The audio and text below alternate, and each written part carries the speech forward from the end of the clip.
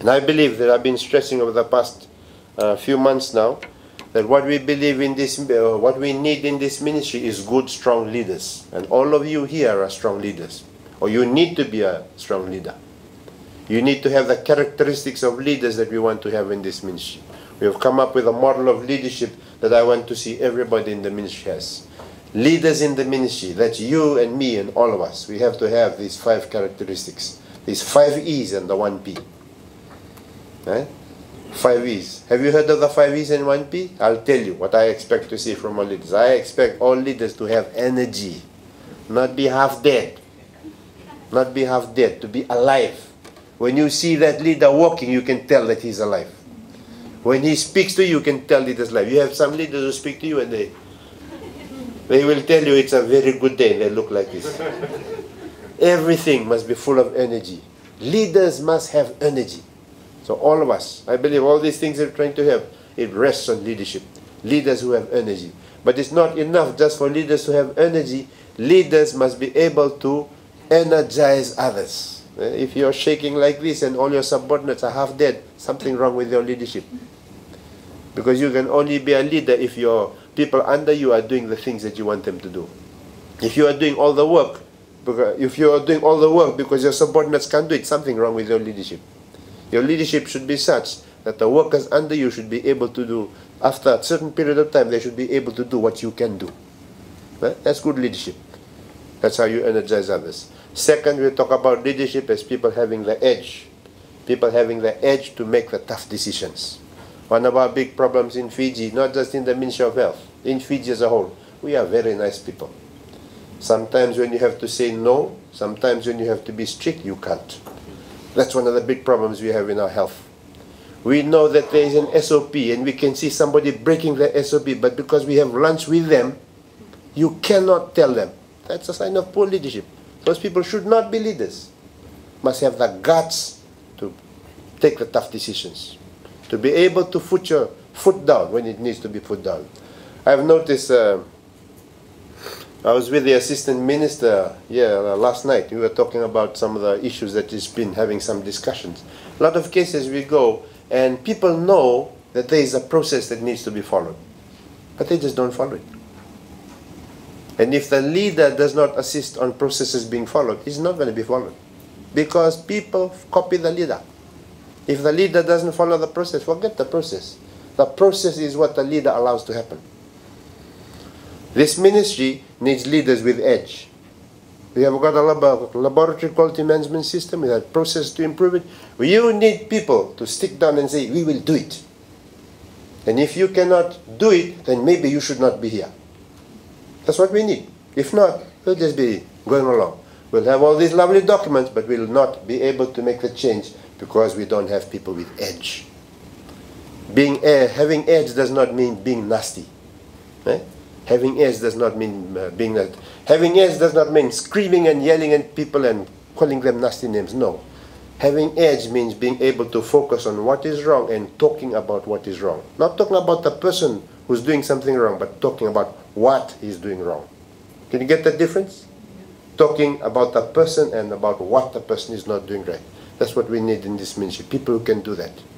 I want all of you to have that edge, to develop that edge, so that you can focus on the things that need to be said, on the things that need to be done. It's when we do that, that we will lift this ministry. That's the third one, edge. The last one that we have is execute. We need leaders who execute. We make a plan, we talk about things that need to be done. We need leaders who deliver the goods, who will go turn hell or high water. They will not be limited by just working to 4:30 and going home. If it needs to be done overtime, they will do it. Most leaders, most people who achieve things in life, that's what they do. Something needs to be done, they will get it done. The buck stops with them. That's what we need, leaders who execute, who deliver results. And the first one, the fifth E that we have, because we're in the Ministry of Health, we must be able to empathize. We must be able to put ourselves in the shoes of those who come to us for service. We must also be able to put ourselves in the shoes of others in our ministry that we work together with.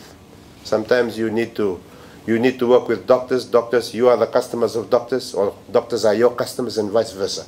Be able to empathize with everybody across this system. When we have that, we have the 5 E's that I expect to see, that I want us all to develop.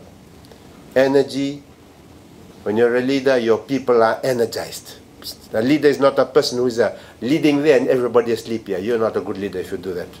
You must work on something to have everybody energized, everybody excited, everybody working up on Monday and wanting to come to work.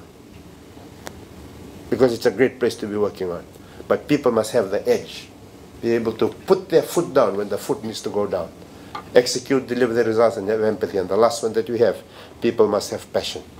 I believe when we have that across the ministry, it will help us lift.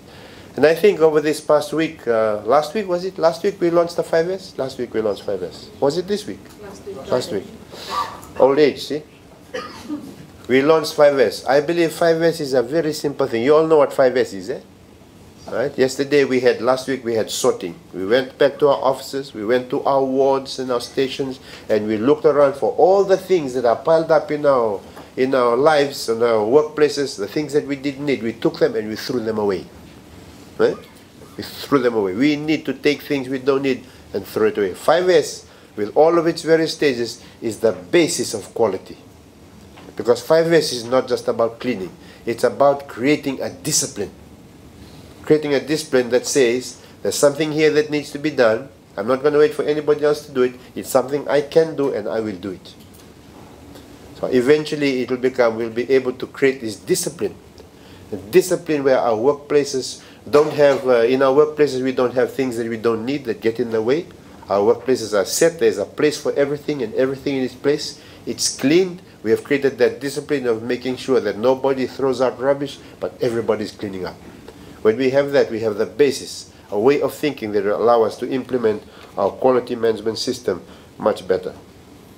So I think I've been speaking I've been talking about 5S and all this. Your strategic plan is in place. I hope that you will see Shivne is here. You'll be able to discuss with him to relate what you intend to do in your area of work. It needs to align properly with what the ministry is doing, even though that one is not complete yet. And that at the end of the day, we in the ministry must be able to align what we do with what the government wants for the people of Fiji. What the government wants for the people of Fiji is very simple. All you want to do is build a better Fiji. Build a better Fiji for everybody. And our role in all that is making sure that better Fiji is a healthier Fiji. That's our role. And all of us have our different roles to make that vision a reality.